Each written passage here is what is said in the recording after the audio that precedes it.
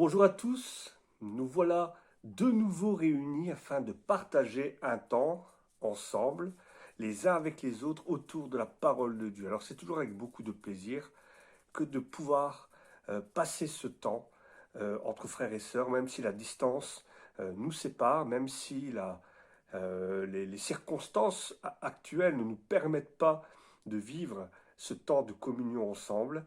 Eh bien, c'est vraiment par l'Esprit, par la communion de l'Esprit, par la communion de la parole, par la communion de l'amour qui nous relie les uns les autres, l'amour fraternel, que nous pouvons nous réunir et partager un moment avec Dieu comme support de notre discussion.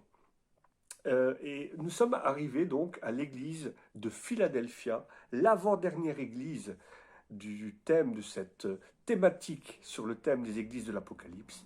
Et je vous invite déjà à prendre Apocalypse, chapitre 3, versets 7 à 13.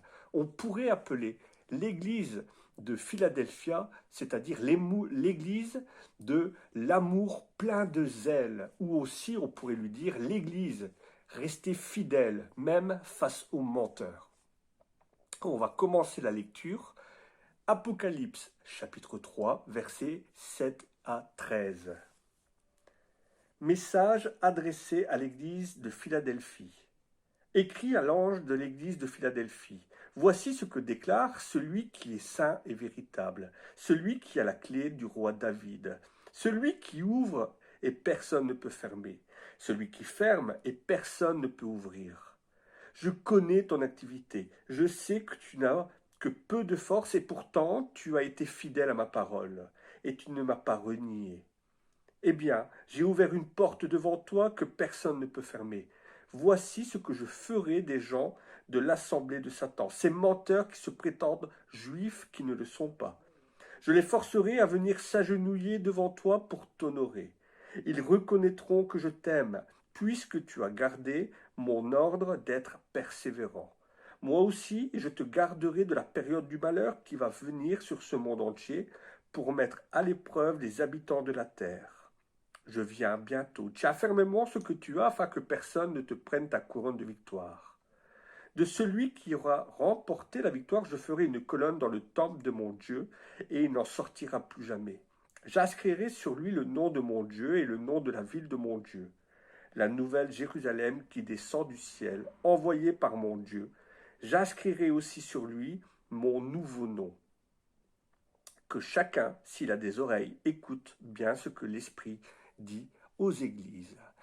Pour marquer un peu, pour donner une image à cette lettre à l'église de Philadelphie, on pourrait prendre la fable de La Fontaine, une fable que nous connaissons bien, le lièvre et la tortue. Alors nous connaissons tous cette histoire d'une tortue qui défie à la course à pied un lièvre. Et on se rend compte à travers cette histoire que le vainqueur, celui qui traversera, celui qui passera la ligne d'arrivée, eh bien ce ne sera pas forcément celui qui sera le plus rapide. On s'attend à voir le lièvre remporter parce qu'il est plus puissant, parce qu'il est rapide, parce qu'il a démarré beaucoup mieux.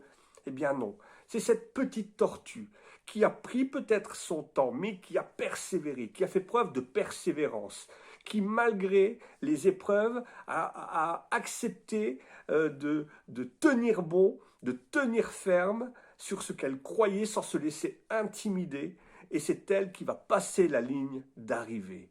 Eh bien, c'est exactement le même résumé que l'on pourrait donner à l'église de Philadelphie. L'église de Philadelphie nous montre que l'important, c'est de tenir la distance, c'est de persévérer malgré les épreuves, malgré tout ce que l'église de Philadelphie a pu vivre, parce que l'église de Philadelphie a vécu certainement les mêmes épreuves que toutes les autres églises. Elle a été soumise aux faux enseignants, elle a certainement vécu aussi les fausses doctrines, elle a certainement vécu aussi l'attrait du monde et tout ce que le monde peut donner. Elle a peut-être été attirée elle aussi par les faux dieux, l'idolâtrie. Mais l'église de Philadelphie a persévéré dans l'enseignement, dans la parole de Dieu. Et voilà pourquoi, dans cette lettre, nous nous rendons compte que Dieu, que Jésus ne fait aucun reproche à cette église. Alors, Le terme Philadelphie signifie amour des frères. C'est un terme que nous utilisons souvent pour, pour démontrer l'amour. Philadelphie signifie, dans sa traduction, amour des frères. La petite ville de Philadelphie est une ville à la frontière de la Phrygie. Comme Smyrne, c'est une église à laquelle Jésus n'adresse aucun reproche. Comme Smyrne, c'est une église qui continue à exister aujourd'hui encore. Elle est petite, mais elle reste accrochée, coûte que coûte, à l'enseignement. Elle reste accrochée à la parole de Dieu. Le problème, alors, sont certainement les mêmes, et nous en avons parlé, ils ont vécu les mêmes tentations, mais elle a persévéré. Jésus se montre à cette église comme celui qui ouvre et qui ferme les portes. Et je vous invite à prendre 2 textes dans la Bible. Prenez Ésaïe, chapitre 22, verset 22, il est écrit « Je mettrai sur son épaule la clé de la maison de David. Quand il ouvrira, nul ne pourra fermer. Et quand il fermera, nul ne pourra ouvrir. » Il est aussi écrit dans le livre de Job, Job 12, versets 13 à 14, et relisez vraiment ces versets dans leur entièreté. Dieu a la sagesse, il a la puissance, il est le conseil de l'intelligence. Celui qui renverse et ce qui renverse ne sera pas rebâti. Ce qu'il enferme ne sera pas délivré. Alors cette idée, c'est quoi? Cette porte ouverte et cette porte refermée, c'est quoi? Eh bien, Dieu possède les clés de quoi? De l'éternité. Et pour ceux et celles qui seront restés fidèles, pour ceux et celles qui auront persévéré, eh bien, cette porte de l'éternité ne pourra pas être refermée. La porte de l'éternité reste ouverte. Et l'église de Philadelphie est une petite église qui n'a pas véritablement de puissance, mais elle est au service de Dieu. Elle a comme support la parole de Dieu, même face à la persécution. Philadelphie nous montre que l'important, ce n'est pas véritablement le fait d'être puissant, ni le fait d'avoir bien commencé, mais c'est le fait d'avoir terminé la course. Et nous sommes tous appelés justement à cela, c'est-à-dire le jour où nous avons pris notre baptême, le jour où nous avons accepté Jésus dans nos vies, eh bien ce jour-là n'était en fait que le début d'une course. Et nous sommes invités à persévérer. Nous sommes encouragés, même plus qu'invités, nous sommes encouragés à persévérer, à tenir bon face aux épreuves, face aux faux enseignements, face aux menteurs. Qui sont-ils ces menteurs? Qui sont-ils ces faux juifs qui se disent juifs et qui ne le sont pas? Eh bien peut-être tout simplement ceux et celles, et nous en connaissons peut-être autour de nous. Beaucoup de gens se disent chrétiens, beaucoup de gens prétendent avoir pris leur baptême, mais ne le sont pas véritablement dans leur cœur. Ils en ont les apparences, mais ils ne le sont pas dans leur cœur. Et nous ne sommes pas appelés à être des chrétiens d'apparence, nous sommes appelés à être des chrétiens véritables. Et Jésus nous dit, dans le texte que nous avons lu, « Tu as tenu bon face aux menteurs », c'est-à-dire à toutes ces personnes qui se prétendent être chrétiens, être croyants, mais qui ne sont que des hypocrites. Ils sont menteurs et ils ont tenu bon. L'important, c'est quoi? C'est vraiment de terminer, d'achever cette course qui a commencé. L'apôtre Paul dira d'ailleurs dans une de ses épîtres, « Comment se fait-il que vous avez arrêté? Vous aviez si bien commencé. Pourquoi avez-vous arrêté en si bon chemin ?» Alors oui, chaque église est invitée, est encouragée à persévérer dans l'épreuve.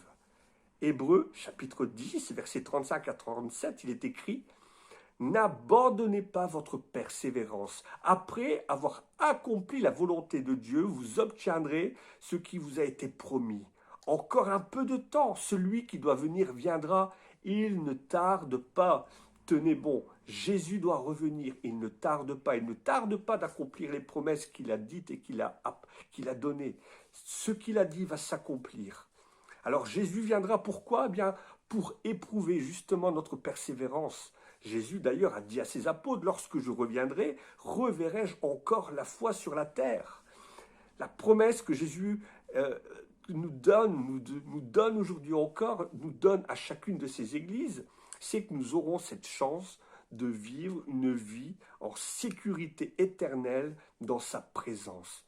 Jésus fait d'ailleurs référence dans le texte que nous avons lu à 2 colonnes du temple de Salomon, le temple de Jérusalem, dont le but de ces 2 colonnes n'était pas de soutenir le temple, mais de dire c'est Dieu qui donne la force. Dans le temple de Jérusalem, le temple de Salomon, il n'y avait que 2 colonnes situées, une à gauche, une à droite, et je vous invite à relire le livre des 2 Chroniques, 2 Chroniques 3, 17, et vous allez voir qu'il n'y a que 2 colonnes. Et ces 2 colonnes portent un nom. La première, Jachin, et la deuxième, Bose. Jachin qui signifie il affermit. Et Bose, en lui est ma force. Alors l'histoire de ces 2 colonnes, c'est quoi? Eh bien, comment pouvons-nous tenir? Eh bien, tout simplement à travers la parole de Dieu. La parole de Dieu qui nous dit il est ma force, il m'affermit, en lui est ma force. Alors même si les chrétiens sont persécutés, même si ici-bas il y a des difficultés, ils portent à jamais le nom de Jésus sur leur front. Ils portent le saint nom de la ville sainte. Nous appartenons à Jésus, nous sommes de ces colonnes, notre nom est sur ces colonnes, les colonnes de la ville sainte. Et tous ceux et celles qui aujourd'hui blasphèment le nom de Jésus, tous ceux et celles qui persécutent, qui nous persécutent à travers le nom de Jésus, verront un jour que nous sommes attachés à Jésus, que nous lui appartenons. Ils le verront, tous le verront. Alors dans cette lecture encore, Jésus se manifeste comme étant le Saint véritable.